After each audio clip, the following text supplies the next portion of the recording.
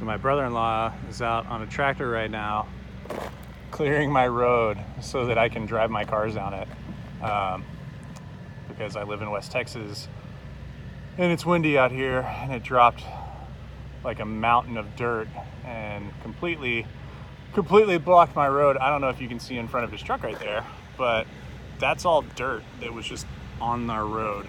The wind came in and blew really hard, and I live on in between like two cotton fields basically, and it picked up a cotton field's worth of dirt and deposited it right there. There's the M3. Yeah, so while he's doing that, I've been in the shop trying to work on getting tires mounted for this weekend. This weekend is the JZX event down in Houston, so I'm going to go down there and drive for fun. I'm renting Cody Witherspoon's Mustang. It's very, very similar in setup to my old gray Mustang. I've only driven the car like one time for a few laps, and I absolutely loved it. I don't know why I keep building anything else besides just buying another 3-valve, because I love those stupid things.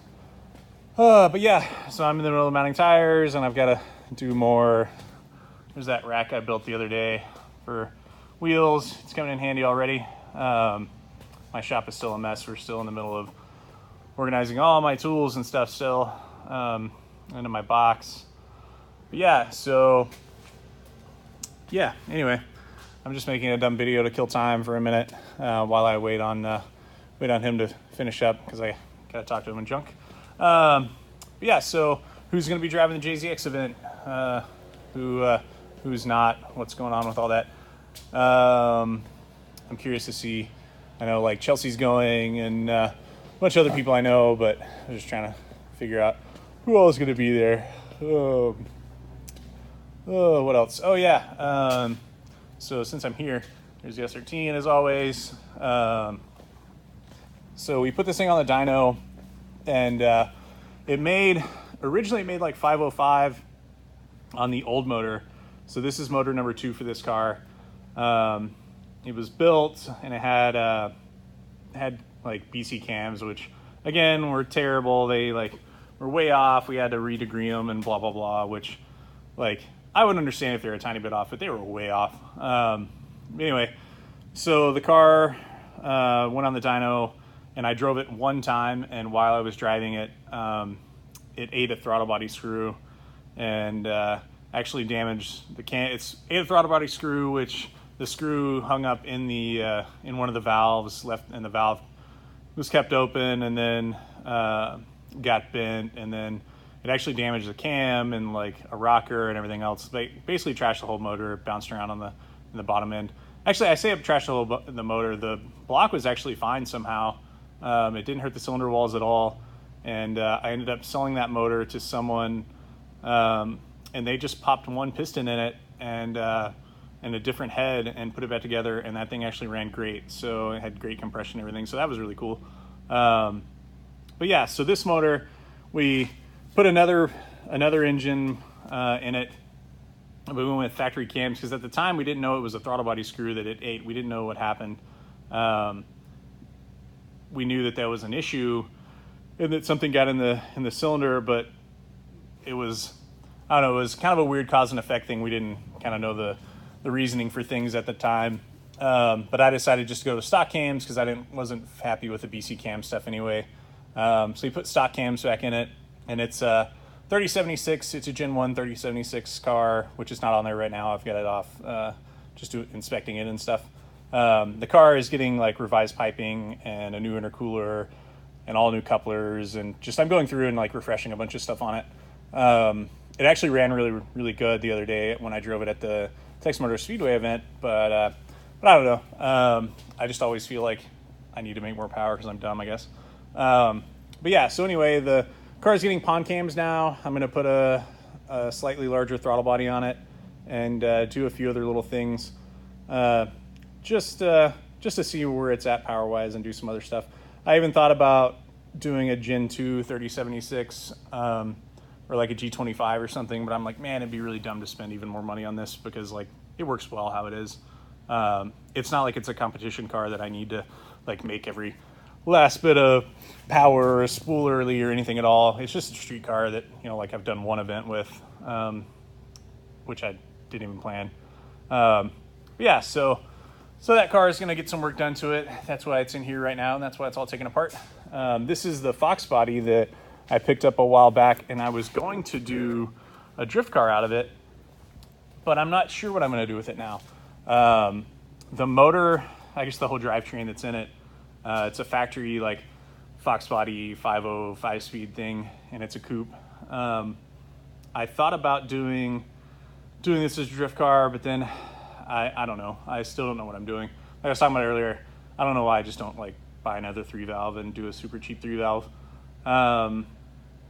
But it's the whole drivetrain out of this car is sold to go in that car. And that car belongs to a friend of mine named Tito, who's like my local gun guy down here. He wanted to build a cool little car, so we took a wrecked SN95, pulled all the suspension and stuff off of it, so it's a little bit wider than a normal Fox, and it's got 5-lug now. We did adjustable rear arms, or at least aftermarket rear arms. I think it's like white line, and I can't remember what the others are, but it's got like sway bars and nice stuff underneath it. It's got Conies and I think Steeda lowering springs. I'm not sure. But that car will be really cool when it's done. The 5.0 that's coming out of this car it's got a cam. I'm not sure. I haven't pulled the cover off to actually figure out what cam is in it, but it's trick flow heads and aftermarket intake and just like a stock 5-speed.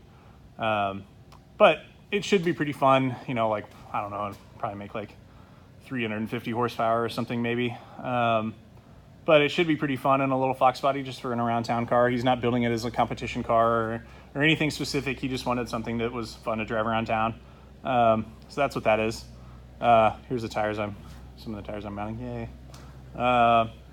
Here is the rat rod, the big block rat rod thingy. I'm pretty much done with this now. We were going through and finishing up some stuff, and you know, we got the new motor all in, and it runs really good now. It's got like air ride and stuff, so it sits on the ground and it's really fun and cool, and it's stretched. Like, this thing is really rad and I love it, but I don't know what I'm gonna do with it. Just like everything. But yeah, it's a really cool car, and I enjoy like putting it around.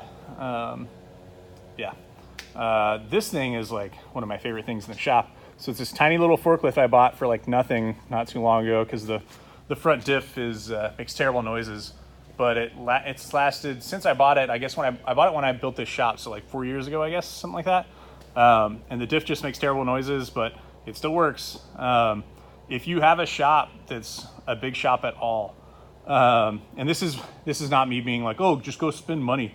Like, if you can afford it to like save up some money, I think this thing, I bought it for like $1,000 or something.